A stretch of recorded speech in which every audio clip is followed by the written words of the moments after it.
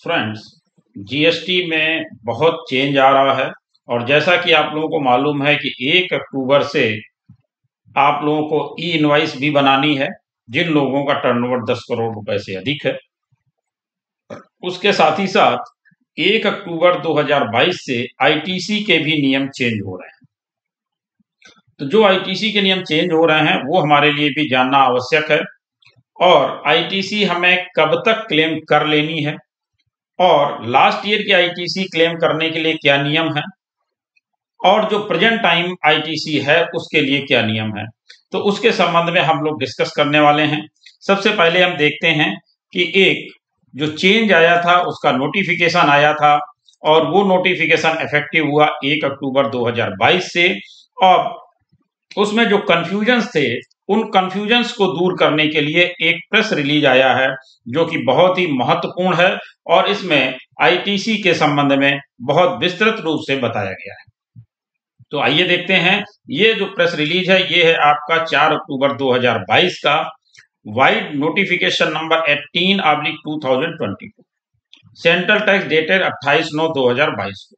तो जो 28/9/2022 को जो नोटिफिकेशन आया था 18/2022, उसी में बहुत सारे कंफ्यूजन लोगों को होने लग गए थे और उन कंफ्यूजन्स को दूर करने के लिए ये प्रेस रिलीज जारी किया गया है।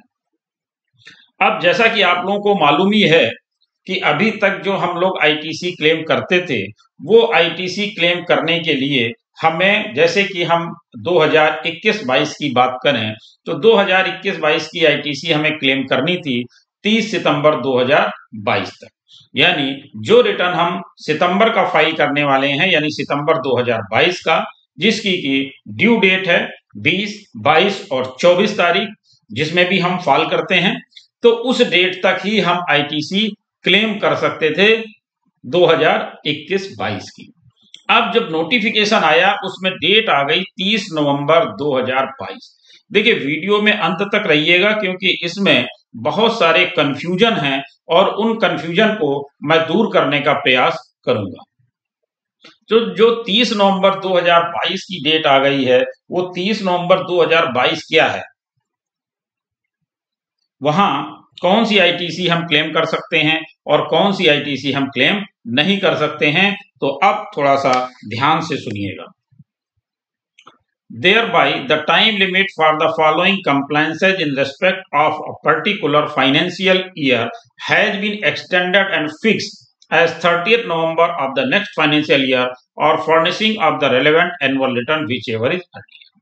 यानी 30 नवंबर तक या हम एनुअल रिटर्न फाइल करने के समय तक, यानी एनुअल रिटर्न अगर हमने पहले फाइल किया है तो फिर हम 30 नवंबर की डेट हमें नहीं मिलने वाली है।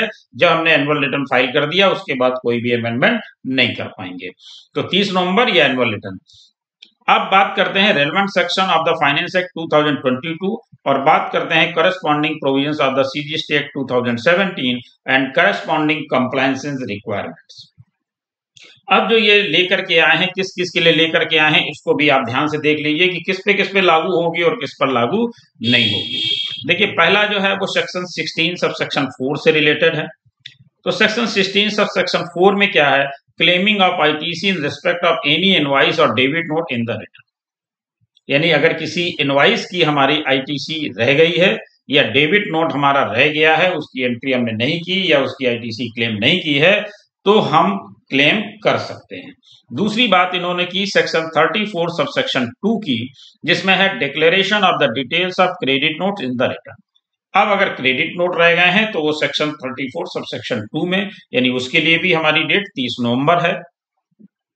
Proviso to section 37 sub section 3 rectification of particulars in details of outward supply. यानी आउटवर्ड सप्लाई में अगर कोई हमारी रेक्टिफिकेशन है, यानी सेल में, तो सेल में अगर कोई हमारा रेक्टिफिकेशन है वो भी हम कर पाएंगे और उसके लिए भी डेट 30 नवंबर है। Proviso to section 39 sub section 9 rectification of particulars furnished in a return. अगर रिटर्न में कोई भी पर्टिकुलर्स हमने दिए हैं उनको हम रेक्टिफाई करना चाहते हैं तो उसको भी हम कर सकते हैं। इसके बाद है proviso to section 52 sub section 6 rectification of particulars in the statement furnished by a TCS operator. अगर टीसीएस ऑपरेटर ने कोई रिटर्न फाइल किया, कोई स्टेटमेंट फाइल किया है, तो उसमें रेक्टिफिकेशन करना चाहते हैं तो वो भी आप कर सकते हैं। यानी इतनी चीजों के लिए आप रेक्टिफिकेशन कर सकते हैं, क्लेम नहीं किया है तो भी क्लेम कर सकते हैं। अब बात आती है जो 30 नवंबर डेट है, जो कि मैजिक है। नोटिफिकेशन आने के बाद से इतने सारे प्रश्न हमारे दिमाग में आ रहे थे, उन सब प्रश्नों का उत्तर यहाँ पर इन्होंने दिया है। तो पहले हम लोगों ने बात कर ली किन किन चीजों में हम चेंज कर सकते हैं और किन किन चीजों के लिए डेट 30 नवंबर है। अब हम लोग बात करते हैं कि ये 30 नवंबर का जो मैजिक है ये क्या है, और इसमें हमें ध्यान से देखने की जरूरत है। यानी यहां से आप बिल्कुल अटेंशन दीजिएगा और वीडियो को ध्यान से देखिएगा, तो आपकी सारी जो कंफ्यूजन है वो दूर हो जाएगी। Doubts have been raised whether the said extended timelines are applicable in respect of compliances for the financial year 2020-23 onwards, or whether the same are also applicable to the compliances for financial 2021-22. Doubts have also been raised whether the timelines for the said compliances stand extended to the date of filing, furnishing of the return, statement for the month of November 2022, or the said compliances can be carried out in a return or the statement filed furnished up to 30th November 2022. अब यहां पर ये जो बात कर रहे हैं वो 30 नवंबर तक जो रिटर्न हम फाइल करेंगे, ध्यान से समझते जाइएगा। जो रिटर्न हमने 30 नवंबर 2022 तक फाइल किया है उसी में हम आईटीसी फाइनेंशियल ईयर 2021-22 की जो छूट गई है उसे क्लेम कर पाएंगे।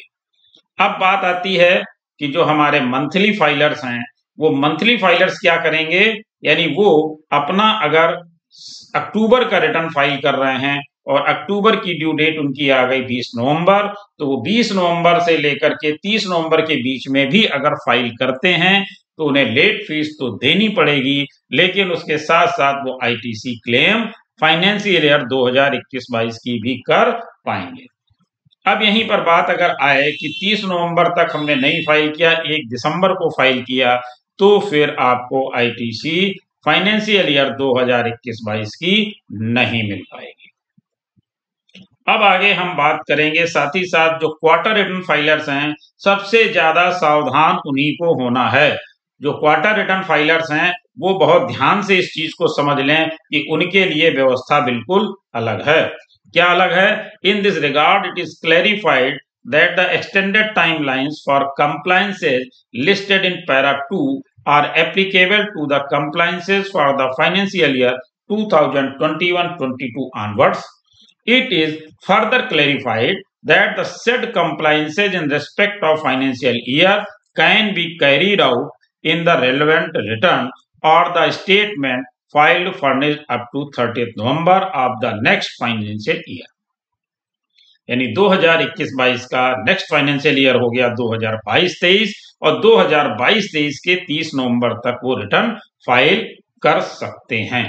और the date of furnishing annual return for the said financial year, यानी अगर आपने एनुअल रिटर्न पहले फाइल कर दिया है तो फिर आप चेंज नहीं कर पाएंगे। Whichever is earlier. It is also clarified that no extension of due date of filing monthly return, यानी यहां पर ये एक कंफ्यूजन बना हुआ था कि क्या ड्यू डेट भी एक्सटेंड हो गई है, तो निश्चित मानिए कि ड्यू डेट में कोई भी एक्सटेंशन नहीं है। ड्यू डेट एक्सटेंड नहीं हुई है, ड्यू डेट जो पहले थी वही रहने वाली है। अगर आप उस ड्यू डेट के बाद 30 नवंबर तक जाते हैं तो जो भी लेट फीस आपके ऊपर एप्लीकेबल है वो आपको पे करनी ही पड़ेगी। It is also clarified that no extension of due date of filing monthly return statement for the month of October due in November, यानी जो अक्टूबर का रिटर्न है वो नवंबर में फाइल करने के लिए डेट एक्सटेंशन नहीं है। और the due date of filing quarterly returns, अब क्वार्टरली रिटर्न वाले सावधान हो जाएं। Statement for the quarter ending September has been made vide the amendments in CGST act 2017 through notification number 18/2022 central ट्रैक डेटेड 28/9/2022।